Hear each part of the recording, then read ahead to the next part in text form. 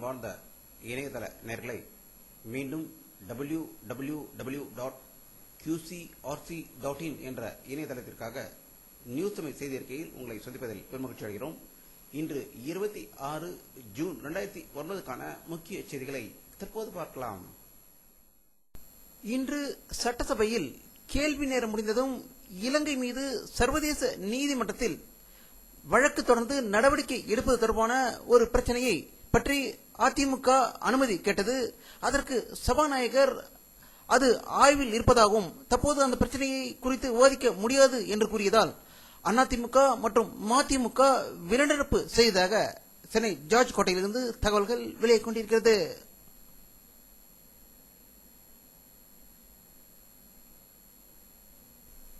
சென்னையில் உள்ள உலக பிரசித்தி பெற்ற சாந்தம் சர்ச்சில் நேற்று இரவு பணம் கொள்ளையடிக்கப்பட்டுள்ளதாகவும் பல உண்டியல்கள் உடைத்து பணத்தை திருடி இருப்பதாக செய்திகள் வந்து கொண்டிருக்கின்றன. அந்த சர்ச்சில் கேமரா பொருத்தப்பட்டிருந்தது. விளக்கு வெளிச்சம் சரியில்லாததால் கருப்பாக தெரிந்ததாகவும் இதுவரை இரண்டாவது முறையாக அந்த சர்ச்சில் கொள்ளையடிக்கப்பட்டிருக்கிறது என்பது குறிப்பிடத்தக்கது.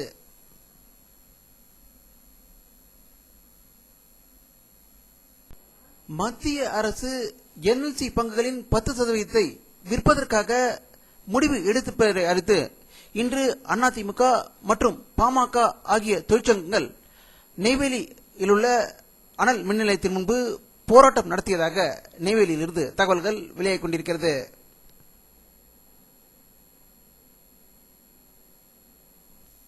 சர்வதேச போதை ஒழிப்பு தினம் இன்று உலகம் முழுவதும் கடைபிடிக்கப்பட்டது.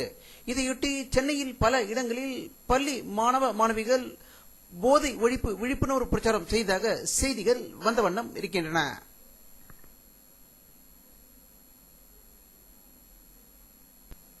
உலக புகழ்பெற்ற பிரபல பாப் இசை பாடகர் மைக்கேல் ஜாக்சன் மாரடைப்பால் காலமானதாகவும் அவருக்கு வயது 50 என்றும் மைக்கேல் ஜாக்சன் மரணம் குறித்த செய்தி உலகம் எங்குமுள்ள ரசிகர்கள் இணையதளங்களில் ஒரே நேரத்தில் தேடியதால் இணையதளம் சிறிது நேரம் சம்பித்ததாக செய்திகள் வெளியாகிக் கொண்டிருக்கிறது.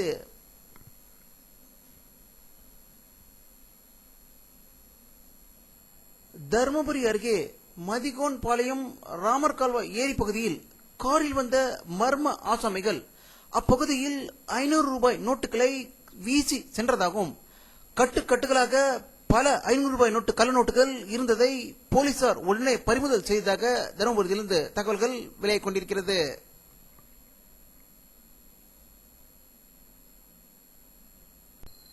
மேற்கு வங்க மாநிலத்தில் துணை ராணுவத்தினர் நக்சலைட்டுகளை தொடர்ந்து தேடிக்கொண்டிருப்பதாகவும் நக்சலைட்டுகள் எதிர்த்தாக்குதல் நடத்தி ஒரு போர் போல் தொடர்ந்து நடந்து கொண்டு இருப்பதாகவே கொல்கத்தாவிலிருந்து செய்திகள் வெளியாகிக் கொண்டிருக்கிறது.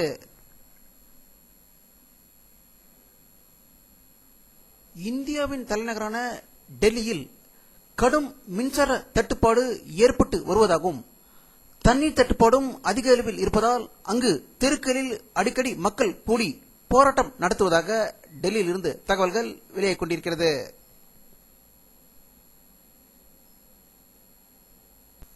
மத்திய ரசாயன உரத்துறை மந்திரி திரு முக அழகிரி தனது துறையின் 100வது நாள் திட்டத்தை இன்று அறிவித்திருக்கிறார். அதன்படி மூடப்பட்ட யூரியா தொழிற்சாலைகளை 2 மாதத்தில் இயக்க நடவடிக்கை எடுக்கப்படும் என்றும் மூடப்பட்ட IDPL என்ற மருந்து தயாரிக்கும் தொழிற்சாலையும் திறக்க முயற்சி செய்யப்படும் என்று செய்தி வெளியிட்டதாக டெல்லியில் இருந்து தகவல்கள் வெளியாகிக் கொண்டிருக்கிறது.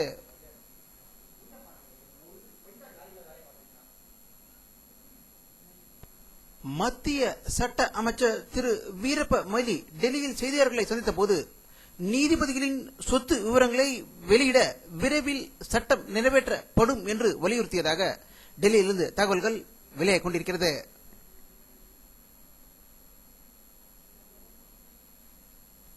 அமெரிக்க பாதுகாப்பு ஆலோசகர் ஜேம்ஸ் ஜோன்ஸ் இன்று டெல்லி வந்தார்.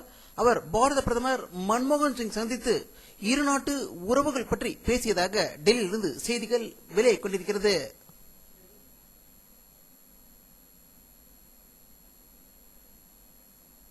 அமெரிக்க அதிபர் திரு பாரக் ஒபாமா அவர்கள் பாரத பிரதமர் மன்மோகன் சிங் அவர்களை தன்னுடைய வெள்ளை மாளிகைக்கு வருமாறு அழைப்பு விடுத்திருப்பதாக அமெரிக்க ஆலோசகர் பாரத பிரதமர் மன்மோகன் சிங்கிடம் தெரிவித்ததாக டெல்லியில் இருந்து செய்திகள் வெளியாகிக் கொண்டிருக்கிறது.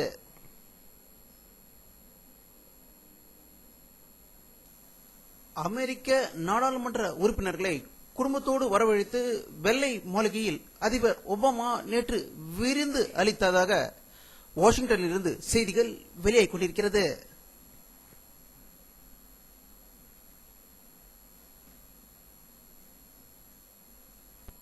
ஈராக் தலைநகர் பாக்தாத்தில் ஒரு பெரிய மார்க்கெட்டில் மோட்டார் சைக்கிள் வைக்கப்பட்டிருந்த குண்டு பயங்கர சத்தத்துடன் வெடித்ததில் 11 பேர் உயிர் இழந்ததாக பாக்தாத்தில் இருந்து செய்திகள் வெளியாகிக் கொண்டிருக்கிறது.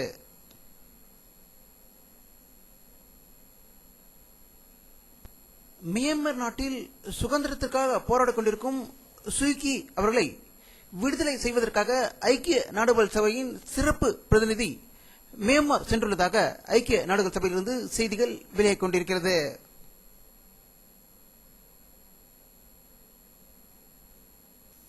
லண்டனில் நடைபெறும் விம்பிள்டன் டென்னிஸ் போட்டியில் இந்த ஆண்டு இந்தியா பாகிஸ்தான் டென்னிஸ் வீரர்கள் ஆண்கள் இரட்டையர் பிரிவில் இணைந்து இருக்கிறார்கள். பாகிஸ்தானும் இந்தியாவும் ஒரே அணியில் இருப்பது என்பது அபூர்வமான விஷயமாகும். இதில் பிரகாஷ் அமிர்தராஜ் உடன் இணைந்து ஐசம் குரேஷி பாகிஸ்தான் இணைந்து விளையாடுவதாக லண்டனிலிருந்து செய்திகள் வெளியாகிக் கொண்டிருக்கிறது.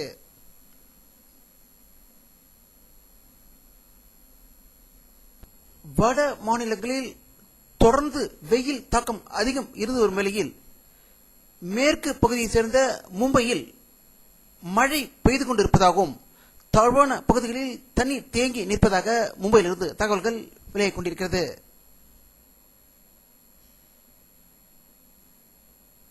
வானிலை அறிக்கை 26 ஜூன் 2009 பிற்பகல் 4 மணியில் எடுக்கப்பட்ட சேட்டலைட் புகைப்படத்தை தற்போது பார்த்துக் கொண்டிருக்கிறீர்கள். தென் இந்தியா மற்றும் வங்கக்கடல் அரபிக்கடலில் ஆங்காங்கே பரவலாக மேகமூட்டங்கள் இருக்கின்றன.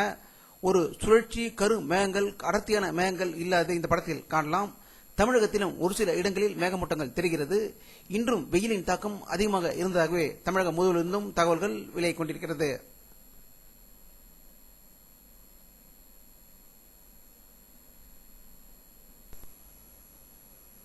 இத்துடன் இந்த செய்தி அறிக்கை நிறைவடைகிறது.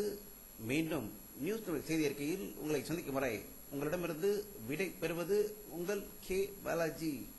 நன்றி.